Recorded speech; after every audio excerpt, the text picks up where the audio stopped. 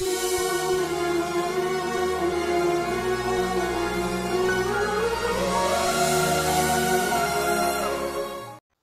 పరిశుద్ధ నామంలో మీ అందరికీ మా హృదయపూర్వక వందనాలు. ఈరోజు దేవుని వాగ్దానం, నా వలన నీకు దీర్ఘాయువు కలుగును, నీవు జీవించు సంవత్సరములు అధికములగును. సామెతల గ్రంథం 9వ అధ్యాయం 11వ వచనం. ప్రియమైన దేవుని బిడ్డలారా, దేవుడు తన పవిత్రమైన మాటల ద్వారా ప్రతిరోజు మనతో మాట్లాడుతూ ఉన్నాడు. మనకి ఈ వాక్యంలో దీర్ఘాయువు ఎవరి వలన కలుగుతుంది అని స్పష్టంగా తెలియజేయబడింది. ప్రభువారు చెప్తున్నారు, నా వలన నీకు దీర్ఘాయువు కలుగును, నీవు జీవించు సంవత్సరములు అధికములగును అని. ఆనాడు హిజ్కియాకి మరణకరమైన రోగం కలిగినప్పుడు కన్నీటితో దేవునికి మొరపెడితే చక్కటి ప్రత్యుత్తరాన్ని ఇచ్చాడు. 15 సంవత్సరాల ఆయుష్ని అతనికి ఇచ్చాడు. దేవుడు కన్నీటి ప్రార్థనను వింటాడు. హృదయం అంతా ఆయన వైపు లగ్నం చేసి మనం ప్రార్థించినట్లయితే మన ప్రార్థనకి జవాబుని పొందుకుంటాం. మీరు చేస్తున్న ప్రయాణాలలో, ఉద్యోగాలలో, వ్యవసాయంలో, వ్యాపారంలో ప్రభువు మీకు మెండుగా దీవెనలను అనుగ్రహిస్తాడు. మనం ఆయన యందలి భయభక్తులు నిలిపి ఆయనకి ఇష్టలుగా జీవించాలి. మన ప్రభు అయిన దేవుని నమ్ముకుంటే మనం స్థిరపరచబడతాం.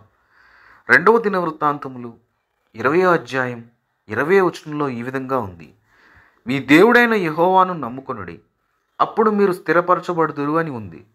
నిజమే ప్రియ సహోదరులారా, చాలామంది తమ జీవితాలలో ఎదురయ్యే ఆపదలలో, అవసరతలలో, పోరాటాల్లో, విపత్కరమైన పరిస్థితుల్లో దేవుని యందు నమ్మిక ఎంచక అస్థిరులైపోతూ ఉన్నారు. కానీ దేవుని యందు నమ్మిక ఎంచువారు స్థిరపరచబడుదురు. చనిపోయిన వారిని సైతం ప్రభువు లేవనెత్తాడు. పక్షవాయువు గలవారిని, గుడ్డివారిని, కుంటివారిని, మూగవారిని, రక్తస్రావం గలవారిని ప్రభువు స్వస్థపరిచాడు. ఈరోజు నీవు కూడా చెప్పుకోలేని సమస్యలతో, అనారోగ్యంతో బాధపడుతున్నావా? నీ బాధని దేవుడు చూస్తూ ఉన్నాడు. నీ ప్రతి అవసరతని ఆయన తీర్చుతాడు. ఆయన యందు నమ్మిక ఉంచు. మనం స్థిరపరచబడితే ప్రభువు ఆనందిస్తాడు. మనుషుల స్వార్థం కలిగి నీ మీద అసూయను పెంచుకుంటారు. మనం ఎలా జీవించాలంటే, అనేకులు మనల్ని బట్టి దేవుని యందలి భయభక్తులు కలిగి నమ్మిక ఉంచాలి. ఆ విధంగా మనం ఉండాలి. మన ప్రవర్తనా విధానం పరిశుద్ధంగా ఉండాలి. నువ్వు బాగుపడితే అసూయ చెందేవారు నీ చుట్టూ ఉన్న కపటమైన ప్రేమతో నిన్ను ప్రేమిస్తున్నట్టు నటించిన నీ మీద తెలియని అసూయని, ద్వేషాన్ని పెంచుకుంటూ ఉంటారు. కానీ నిన్ను సృష్టించిన ప్రభువు తన బిడ్డవైన నీకు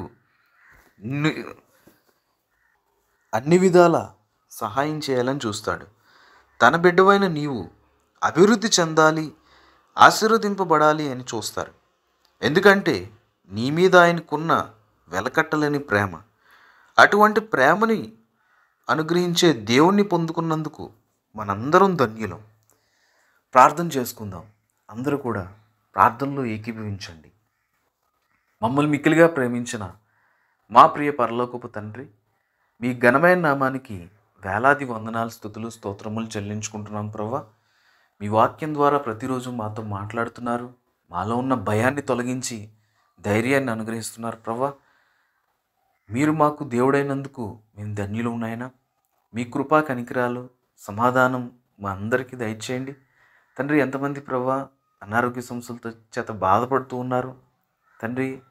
రకరకాల రోగాలు, కిడ్నీ సమస్యల చేత, బ్రెయిన్కి సంబంధించిన సమస్యల చేత, హార్ట్కి సంబంధించిన సమస్యల చేత ప్రభువా, లివర్కి సంబంధించిన సమస్యల చేత, ఎంతమంది అయితే ప్రభువా శారీరక బలహీనతల చేత బాధపడుతూ ఉన్నారు, ప్రతి బిడ్డని కూడా మీరే ముట్టి స్వస్థపరచండి.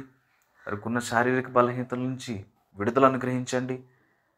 ఆశ్చర్యకరమైన రీతిగా మీ సహాయాన్ని మీ బిడ్డలకు దయచేయండి. ఈ యొక్క పవిత్రమైన రోజు ఆదివారాన్ని మీ సన్నిధిలో గడిపే భాగ్యాన్ని ప్రతి బిడ్డకి అనుగ్రహించండి. మీ సన్నిధిలో ఒక దినము గడుపుట 1000 దినముల కంటే శ్రేష్టం నాయన. అటువంటి మహద్భాగ్యాన్ని ప్రతి ఒక్కరూ కూడా సద్వినియోగం చేసుకునే కృపని ప్రతి ఒక్కరికి దయచేయండి నాయన.